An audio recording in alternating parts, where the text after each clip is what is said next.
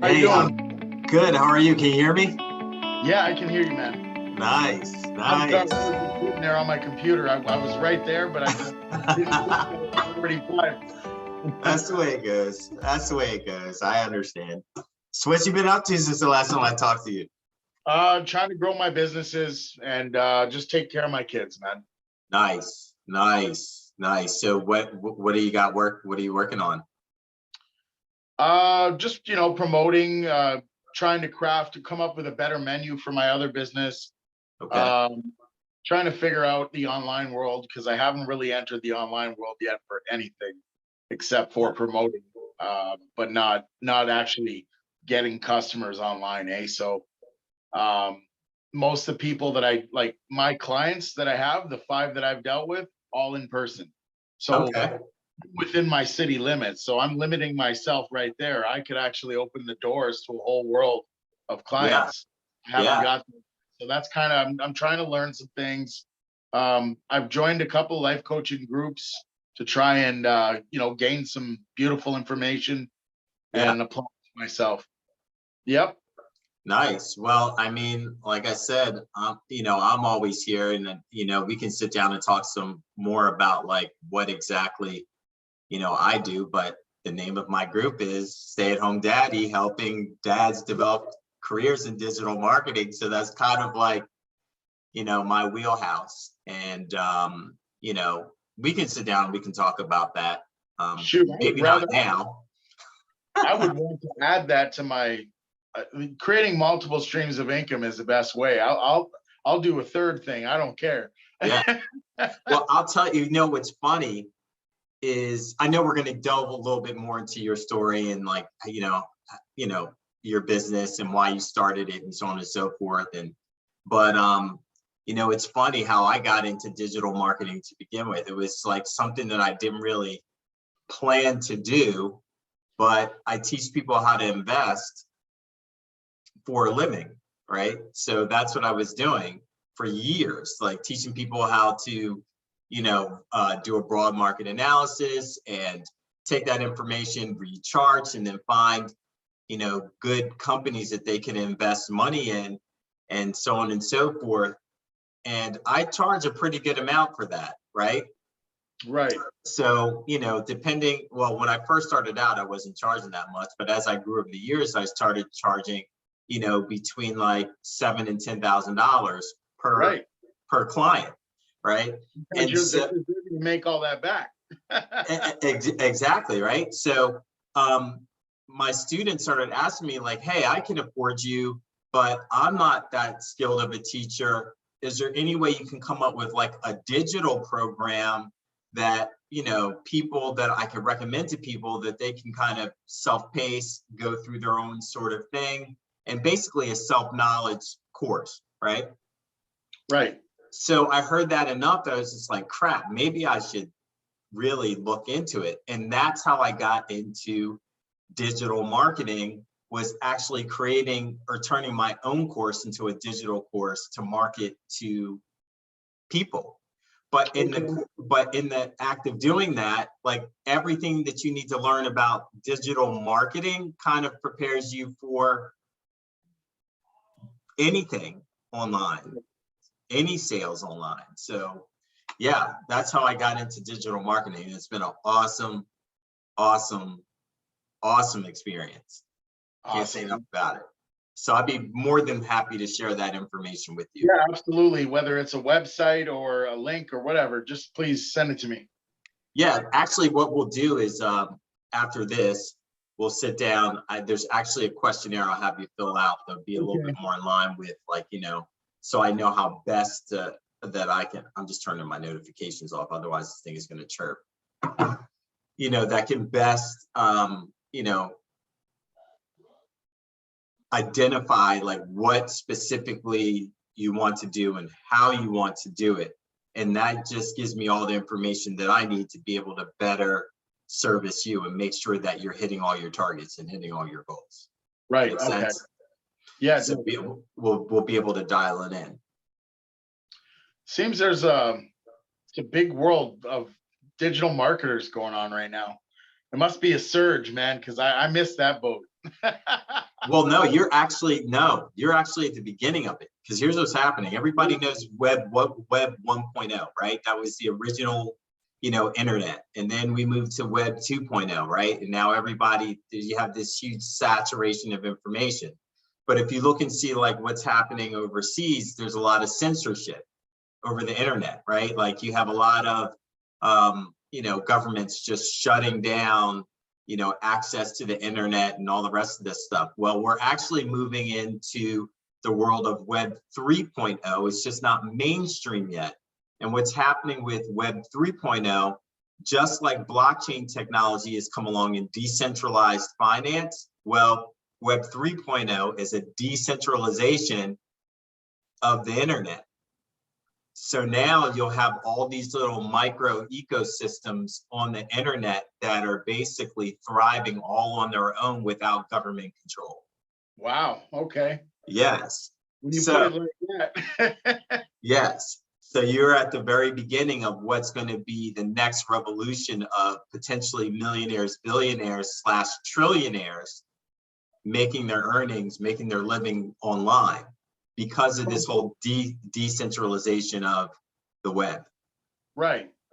And they do it all from home, eh? And you do it all from home. That's amazing. That is amazing. And you don't have to compromise who you are, what you're about. In fact, the weirder you are, the stranger you are, probably the better off it is, because there's no such thing as bad attention. Right. There's no such thing. Yeah, I've seen that firsthand. Yeah, so there you have it. There you have it. You ready to jump into this, my friend? Yeah. Okay. So tell everybody, well, first of all, I just want people to know that you're an extraordinary human being. I know we've had times to talk, in the past, and you've been able to tell me a little bit about your story, about how you've lost, how you lost a child, how you lost your children, how you got them back, how you're raising an autistic child, and how the system was really just set up against you, Mr. Andrew Maisonville, correct? And how you were able to just weed through all the bullshit and get your life not back on track, but also be an incredible example to other fathers, other men going forward. So I'm not going to, delve too much into it, because I want you to tell your own story, but how about you just introduce yourself and tell everybody what you're about? Well, my name's Andrew Maisonville, and everything that where I am now in my life, it comes from a lot of pain, a lot of struggle, a lot of dark times, a lot of unsure times, depression, turning to the medical system failing me, just all kinds of struggles. Like, you come to the realization where when you finally get to the point where you reach out for help, and the help makes you hurt even more than what you were, you have to it's like a big wake up call that you have to dig deep and figure it out, because ain't nobody gonna help you. Yeah, and for sure. That's my story. That is essentially, in a nutshell, my story. Is Okay. I avoided doing drugs. I avoided going to jail. I avoided losing everything, including my mind, my dignity, and my sanity, and just stuck to the program and kept waking up every day with the purpose of being better than the last day. Yeah. And it led me on a long journey, weight loss battle, health issues. Got to the point where inspiration, I could see it everywhere. I always look for it and scanning for it. Can I be inspired by this person? Can I inspire this person? Yeah. I think like that. That's how I do it. So it led me to a point where I was like, okay, I got to find my ikigai, which I'm sure you know what it is, right? It's a Japanese ikigai. What's the ikigai? Ikigai is a Japanese concept that involves 4 elements.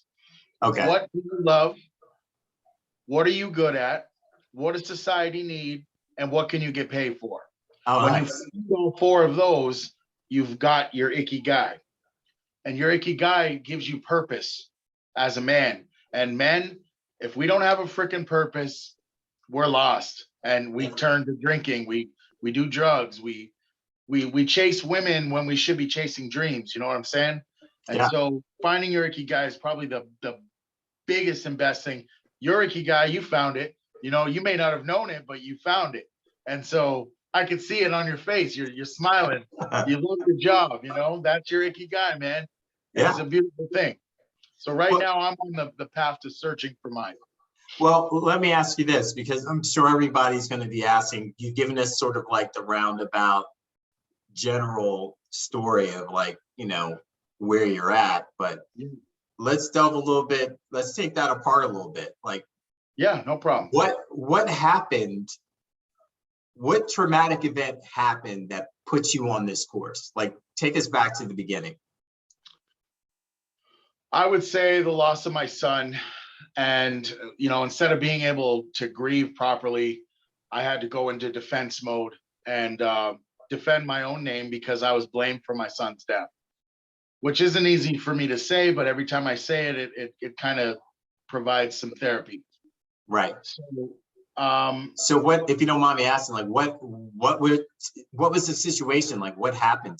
Okay, so when you have, I had twin boys, and you know I still have my remaining son here with me now. So me and the mom, when we had the boys home, they were only home for about five days. Yeah. So on the final morning, we switched times. So she would do the 3 a.m. feed, I would do the 6 a.m. feed, and so on and so forth. So I had the 6 a.m. feed, and when I went in their room, my son Jaden was blue. Oh. And so right away I grabbed him, put him on the, you know, on the dresser. I told the mom to call 911. I'm trying to work on him. It's like a panic because I realized at this moment, not only did they not teach me baby CPR, but they didn't even teach the mom. They didn't teach nobody. They didn't do anything. They just wanted those boys home out of the hospital because it was taking up their beds. And that's what they do, you know. And although we expressed our concern about them, we didn't want them coming home yet because they were still too fragile. They didn't listen. And we were young.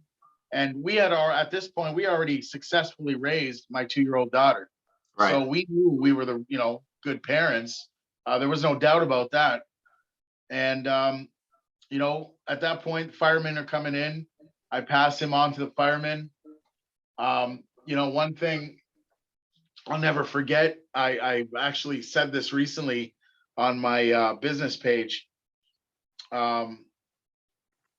I remember after giving my son to the firemen, I went down on bended knee in my living room, and I was just broken. You know, I'm hoping that he's going to be okay, and I feel this hand on my shoulder, and I think to myself, you know, it's a family member, it's a friend, someone, you know, in the neighborhood, just seen the commotion, so they came over to support.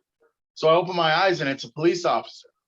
Now, I don't like the police, you know, just off the bat, just never did. And I mean, that's how my family's always kind of grown up about police. But in that moment, you know, he had just lost a son. And so he was feeling it for me, and he was, you know, in a man to man, so to speak. He was like, you know, I pray that you don't have to go through the pain that I'm going through. And that for me was a huge moment where I was able to see him as a man. Right. But going forward, they get to the hospital. No one thinks anything about abuse at this point. It's nothing said, where everything's normal for us except for, you know, the health of our child. Even my son Julius, the other son, who is an identical twin, we wanted him to get checked out as well, but he was fine. Right. So, you know, we're not panicking. We're very hopeful. We were told by the initial intake team that we did a good job in getting oxygen in his lungs, which that was me working on him. You know, so we had some beacons of hope to land on. So we weren't just, you know, bummed out and at a total loss. Out of nowhere, they decide that they had fractured skulls, both of them. And we're talking about the hospital locally. When they traveled outside of our local hospital, they found out that there was no fractured skulls. But the problem is once you open Pandora's box, meaning an active court case, it can't just be closed. If this man said what he said, now we got to go through this shit. And that's exactly what happened. So when we finally got to London, from like Windsor Hospital said that they had fractured skulls. By the time we got to London, we found out they didn't. But at that point, they had already taken our kids. You know, they had already convinced my woman to leave. Otherwise, she would never get kids again. And what they did was profile. Because back in the day, I had an assault charge and she didn't. So what they said was, well, you found him and you had a previous assault charge. It wasn't on a child, by the way. So they just decided to profile me and we're going to go this angle. It was you. You know what I'm saying? But they do that to play mind games with you to see if you're going to unravel. Yeah. But if you're true to yourself and you know what you did and didn't do, then you don't play along with those games. So I stayed the same the whole time. The mom stood her ground as well, except for she had a moment of weakness when the detectives came and convinced her to leave. So this is, you know, to explain me, this is the darkest time of my life because I watched my kids, you know, they're no longer with me anymore. My woman's convinced to leave me. Now I'm by myself trying to hold the house together so that everyone has some place to come back to. Right. Create that safe environment. Yeah, I couldn't do it. I lost the house too. And now at this point, I'm in a student room, not a home, a student room. I had to rent out a room. And I'm looking at all four walls. And I just wanted to die. Yeah. I love everything. As a man, if you don't have all those things, your family, the people that matter to you, you know, your home, the job, a purpose, like I was saying, you don't want to be here anymore. And you constantly just battle, you know, just ending it. And that's what I was going through. Yeah. And I had these little blessings in disguise that kept popping up during that hard time. And I kept shoving them aside and not looking at them as blessings. But then I guess you want to say I had an epiphany one day and I wanted to live. And I started making some changes. I ended up with a job at Chrysler. And I just kept fighting. You know, every hoop they wanted us to go through, the parenting classes, the drug testing, whatever it is to get the kids back, we did it. And so let's back up a little bit because I mean, we're skipping over, I think, a very important part, right?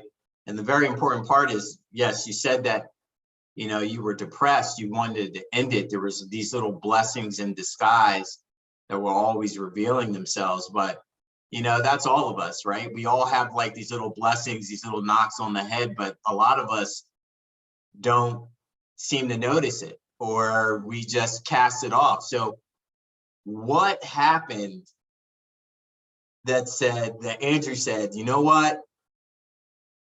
I'm making my mind up right now to live, and I'm willing to go through whatever it takes. Like, what happened? What was that moment? For me, it was the way our family got separated. I didn't want it to end on those terms, and I definitely wanted to be there when the kids came back. So that was, it's like I forgot that they could still come back. This isn't over. And just losing it in that moment, I think a lot of parents, they're devastated. It is devastating. Yeah. Because you're being told by someone, you're a bad parent. You can't have your kid. Like that's just degrading. It's you know, it hurts your dignity. Yeah. Big. So the biggest thing for me was realizing that, you know, okay, now I have to readjust. That's the only thing I have to do now is readjust, and we're going to put all this back together. And we may not like what we see afterwards, but at least we'll be together. You know what I'm saying? Yeah. So I kept thinking like that. And it, you know, it led to when you wake up in the morning, the first thing you know, do you feel like you want to tackle the day, or do you want to just lay in bed and not do shit? Yeah. Well, for me, I started to get that push that I wanted to. It seems like you got more than a push. It seems like you were just like, I'm going to show you, F you. No, for real. And I was, at the time, public scrutiny, people think, is he a child, a child abuser? Yeah, I had to go through that. And that's something psychologically I had to go through on my own. But all I kept saying to myself was, I've never proved to be that person before. So right. if all it takes for some of you to go that route and think that is for someone to say something like that, and that's it, that's all it takes, I don't need you in my life anymore. So Right. I started realizing, the truths about things and the BS about people and how the ugly comes out of people when things happen, right? So Yeah. sometimes these things happen, and the true blessing behind it all is that it's going to expose other people for what they are so that you can remove them out of your life and actually make progress. Yeah. So that's some of the blessings that I was able to see. And some family members, some close friends, that they're no longer with me anymore. They're not a part of the journey. And the biggest thing I learned is not everyone is gonna be a part of your journey. That's amazing that you said that, and I can definitely relate to that. I can immediately say I haven't had an experience like yours. I mean, this is one of the few times that we've had an opportunity to talk, and you're absolutely one of the most intriguing people, that I've met, and how you've come through this experience has been amazing. But I definitely resonate with purging people out of your life that are no good for you, because there's a lot of chatter, right? And there's a lot of different things that we can listen to. But when you make up in your mind, like, I don't care what people think of me, I don't care what people say, I know my value, I know, what I deserve. And either you're with me or you're not. Right. That's such a freeing experience, such a freeing moment when you can just take those shackles off and be like, you know what? Absolutely. Yeah. So talk a little bit more about that. Like, talk a little bit about like how that came about and how that got you into what you're doing now. Well, remember I was saying to you, I kept shrugging aside all the little blessings. Yeah. So those blessings, they came in a form of, you're still breathing, first of all. You're still alive. Amen to that. Your kids are still alive. Obviously, my son ended up passing, but the other two were still alive. You still have certain people that are supporting you, Yeah. and you still have your life is intact. Meaning, if you had dreams before, don't let your dreams die now just because this happened. Yeah. And so that's kind of, put me on a path where at least, I started working and putting some money in my pocket. Hold on, say that again. You got to repeat that. I think that's a nugget that everybody can say. What did you say about your dreams? What was that again? So we start out in life, we grow up, and then you have these dreams and aspirations that you want. And then something bad happens, and we can't ever forget that we can still keep those dreams alive. We don't have to let them die with what happened. You hear that, folks? You heard it from Andrew himself. It doesn't matter what happens to you, keep your dreams alive. All right, I'm sorry. That was so good. I had to put a spotlight on that. And the main reason we got to do that is so that we can stay on path to have purpose, because I believe purpose is probably the most important thing for us men anyway. Yeah. So you want to protect your purpose, always protect.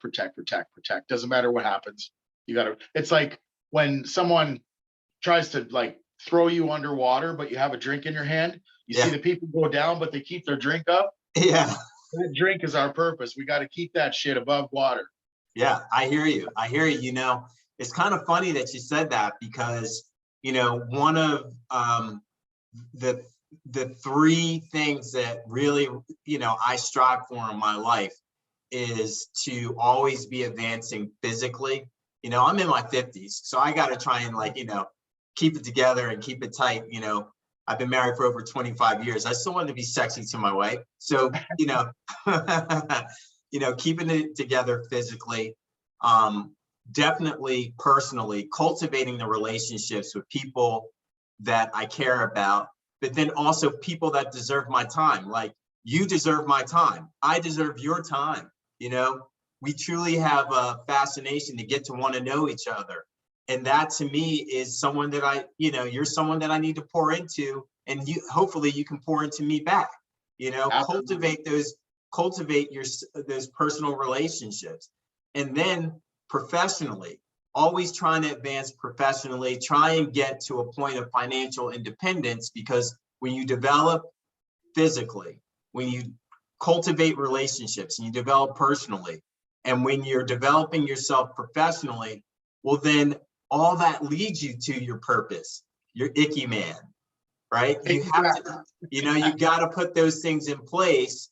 And then all of a sudden it's like God, or whatever you want to call them, or the universe just reveals itself to you. And it's almost like we're so selfish up until that point, right? Like, what can I do? Like, so on and so forth.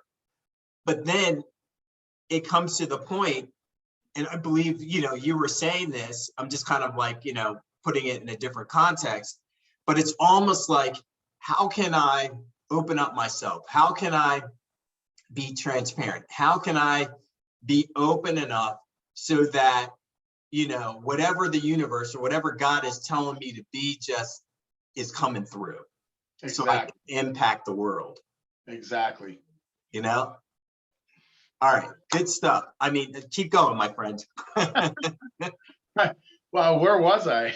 Well, I think we were talking about, like, that transformation, right? Where you got to that point where you're just kind of like saying, I'm proving everybody wrong. It's been a freeing moment.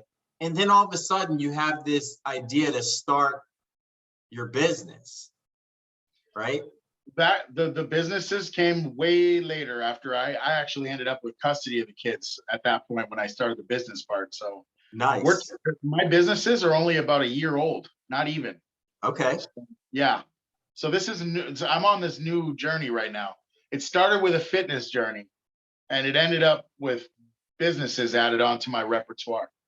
So, I believe healthy body, healthy mind, right? So then, brother, I have 3 hernias though that I'm dealing with. So I'm dealing with some setbacks right now. I'm not able to work out the same as I was. Yeah. However, I noticed that my mind is still doing the same as it was. Yeah. So I'm going to use that as fuel to keep, focused on what I need to do. But I going back to the story there about my kids and stuff. I just kept my eye on the ball. The end result was them coming home.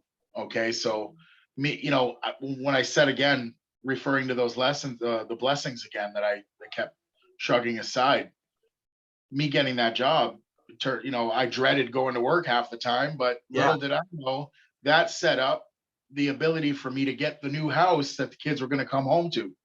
You know what I'm saying? So you got to look at things. It's all connected. Yeah. And we made the best of what we had when they did come home, and it was just like a movie scene, just like you would think. The tears, it was crazy. Something you'll never forget. As a matter of fact, my son, when he got dropped off, he closed the door on the social worker lady and just closed it right on her face. It was just great because he couldn't speak at the time. So the fact that he did that was, it was like a joyful experience for all of us. It was hilarious. But we ended up, we couldn't keep the family together because, like so many families, when you lose a child, all the stress and chaos of it. What we went through was a lot worse. It's like going through a meat grinder. We came out the other side, we weren't the same. And we ended up having to make the decision, a mutual agreement to separate. Yeah. And so that was, another hard step for me on my journey as a man, because when I left, I felt guilty, like I was leaving the kids. But you're not leaving the kids. You know what you're doing it for. You're doing it so they don't have to witness mommy and daddy going back and forth all the time. Yeah. And I've been there. Yeah. Yeah. And how dare we fight for the kids to come home and claim that we are the parents for them, only to bring them home to a place where we're just arguing, right? Yeah. So I had to get my head out of my ass. You know, I didn't want them to see me like that, unhappy. And I was I just made a video the other day about you know, talking to men specifically. Just because, I mean, you could be a good person, your woman could be a good person, but together you guys could be toxic. Yeah. Just because you know, just because you want to be together doesn't mean it's a good enough reason to remain together. Doesn't mean you're going to stay together. Doesn't mean it's not going to come with, you know, it comes with some negative issues that end up tarnishing your character and your image. And in order to protect your character and your image and her character and her image, you got to learn to make an executive decision and take your shit and go. It's just the way it is. And that was another big boy moment for me, because Yeah. no man wants to, you know, pretty much leave their woman for the wolves to come and swoop in. You know, no one, because it's kind of how it is. We think like, what do you call it? Like a pride of lions. Yeah. One lion leaves, next one comes. I totally get it. I totally get it. I was divorced, you know, after about 6 years of marriage, my first time. And, you know, we had 2 beautiful children from that relationship, but man, oh man, it was like oil and water. Like we loved each other, but we just could not find a way to pull it together. And I could say it was youth and all these other different things, but I think bottom line is, you know, we just didn't have the skills to love each other the way, you know, because we, you know, I can say after 25 years of, you know, marriage this time, you know, that she does something that pisses me off every single day. And I'm sure I do something, you know, and I'm sure I do something that pisses her off every single day.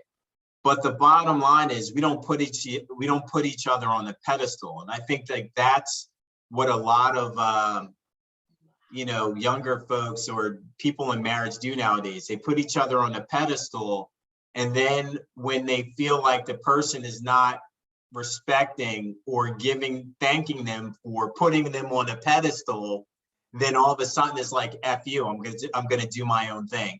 Absolutely. You know, so like that love is conditional, it's not unconditional.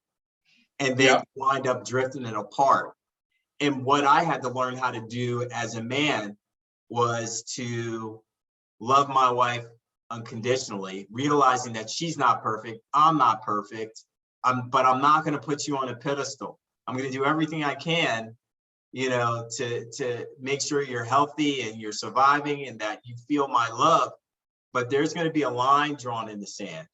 Yes. Meaning that if it's something that's gonna compromise my morals, my very fiber, my very being, then you're going to have to live with that, because this is a line that will not be crossed.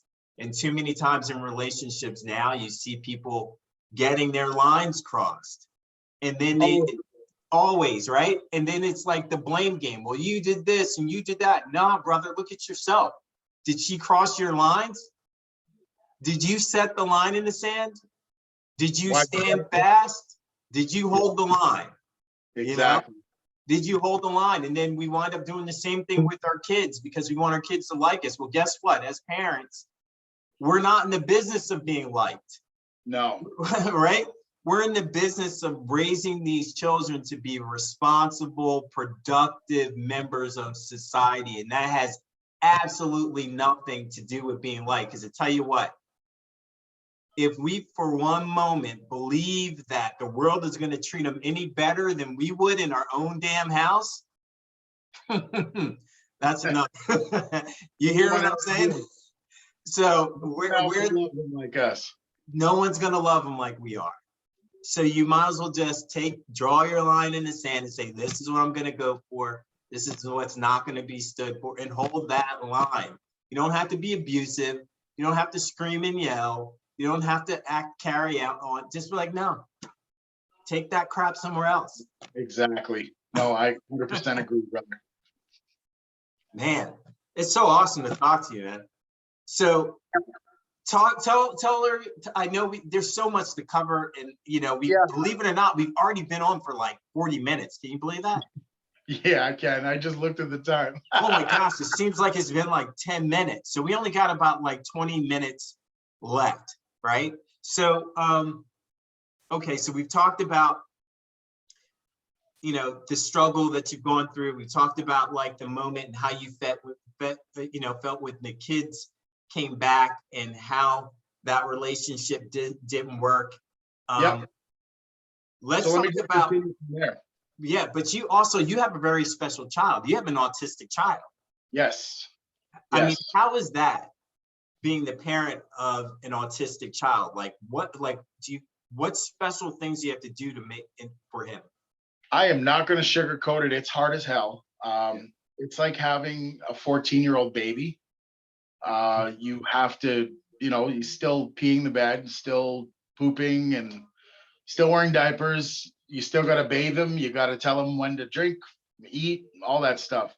You got to help them clothe themselves. It's a lot of work, but when it comes to your kid, it's not. We don't look at it as work. It's just life, right?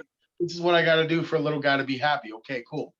But let me tell you, something like this pandemic crap that came in 2020, living with Jules, my son, one of the best gifts you can have. The kid's happy.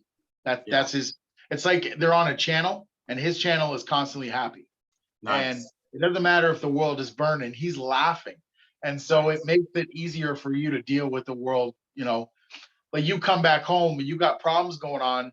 As soon as you open that door and he's there laughing with his happy ways, it's a little hard to be, constantly upset. So I'm not going to sit here and say it's an awful thing. I think it's made me a lot better as a man, just being in the position to be able to see him every day and help him. Yeah. And, we're close. We spend a lot of time together, and we vibe out with music together as well. Nice. So you said he made you a better man. Like, yes, he did. What have you learned? And how does that translate into like your current business, your relationships? Like what have you learned most from Jules? There's a few things that I've learned from multiple avenues, but one of them from my son is to, with these kids, you look for programs within the community to help you, support you with that. And when those supports, like where I live, those support systems are awful. Yeah. They don't support these kids very well. They don't give enough funding for these kids. There's no options for these kids. When high school's done, there's no college for them to go to because they don't want to fund an educational assistant to be there with them through college too. So the funding's not there for that. So that means it's like, all right, kid, well, the best of luck to you. And that's it. Yeah, I heard like a pretty harsh statistic. 90% of autistic kids are lifelong dependents. Yes, that's absolutely true. And that's the thing. I'm at peace with the fact that this is for life. Yeah. He's going to be with me and that's it. I've already accepted it. There, in the beginning, it was like, well, damn it, I don't want to miss that. I want to go to that thing. I want to be here. I want to do. You still, because I was still young in the mind. You still want to live a bit and try to figure out a way you could have this kid and still keep your old life. Yeah. No. I had to make that transition. So I just started making life at home more suitable, more comfortable, so that I could kind of have the best of both worlds and be at peace with it all. You know what I'm saying? Make my own house a vacation resort type thing. Right. So how has that impacted, let's say, your business? Like, what have you learned from him about that you've carried on in your journey as an entrepreneur? I had a point about those programs not being very supportive. When they're removed, it forces you to find other ways and get creative and be independent and not even ask anybody for anything. And in doing that, I've come up with routines. I've come up with ways to learn. See, that's the thing. I put the time in to learn my son. Nice. These kids, you could line up 1,000 autistic kids. Not one of them is the same. They're all different. So, I had to pull up my socks or my sleeves, I'm sorry, and learn my kid, talk to him, he may not be able to continue the conversation, but just treat him like you would treat a normal person. Like, Yeah. like I'm talking to you right now. That's how I talk to him. And doesn't matter what his response is, I'm able to learn how he thinks, what he likes, give him options and let him select. I involve him with things that I'm doing. If there's a way to involve him, I will find it. That's what I do. And it makes me a better strategy person in my own life. And it allows him to have, a more prosperous life as well. Well, as entrepreneurs, we're not so much trying to sell products and services as we are trying to solve problems for people. Right. And I think that, first of all, you said two things: that you wanted to learn your son. Yes. Right. And I don't feel like a lot of parents, they want their children to learn them, and it should be the other way around. We need to learn our Number children, one thing. right? Yeah, the tuning for those kids is mainly for the parents, not for the kid. Right. But you see how that translates into business? Because we have to learn our customers. It's not, it's too easy to say, oh, I have this nice shiny cog over here. Buy my cog, 15% off. Right. Instead of saying like, hey, what's going on with you? Like, what's happening?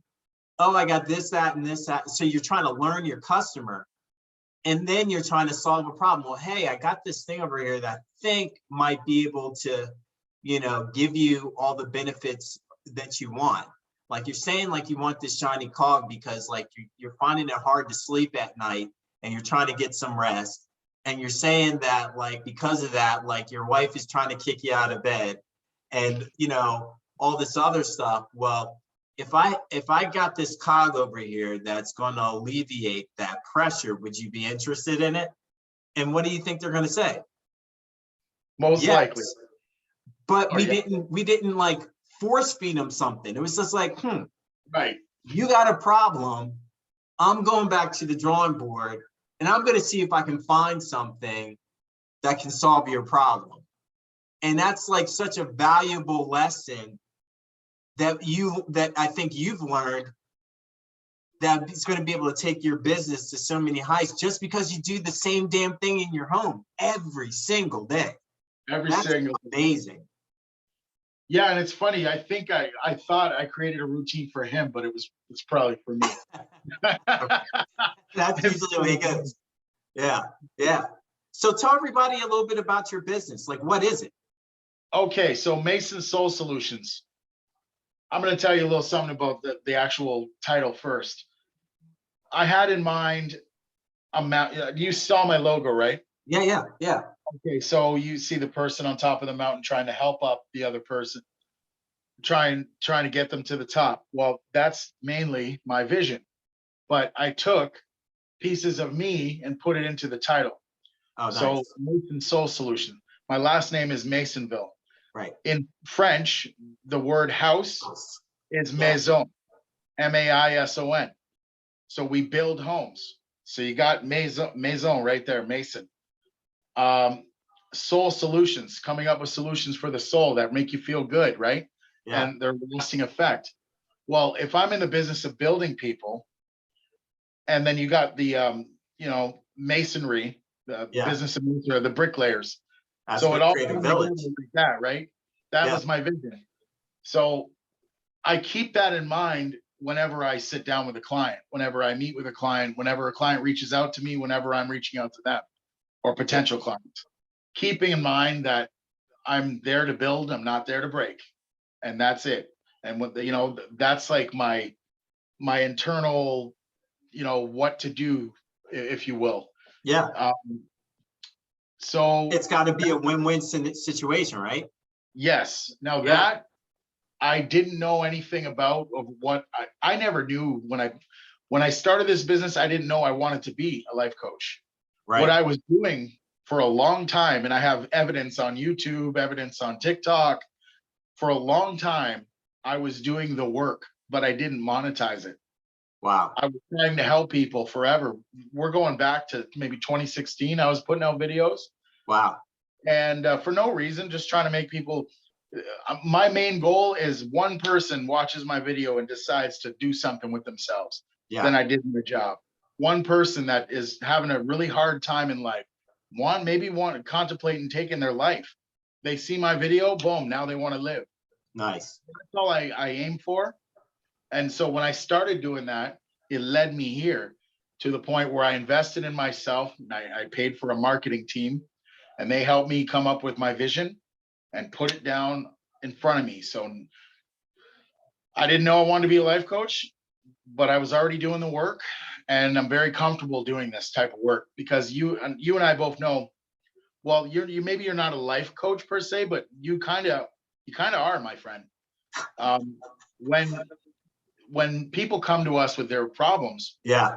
when we take on their issues and we try to find them solutions, it drains our energy. It's not easy work. It because you take it home with you.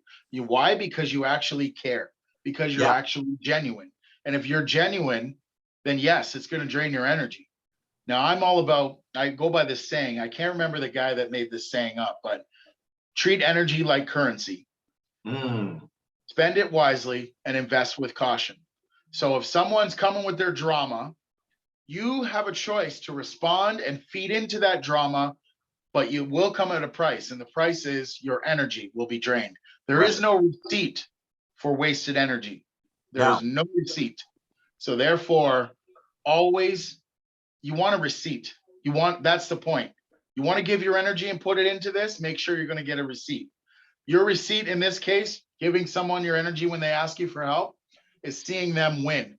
Seeing them, that's a payoff right there. That is Yeah. like better than money, right? Yeah. Yeah. There's your receipt. So that's my number one rule. Yes, it drains you, but the receipt is worth more than anything. Nice. Nice.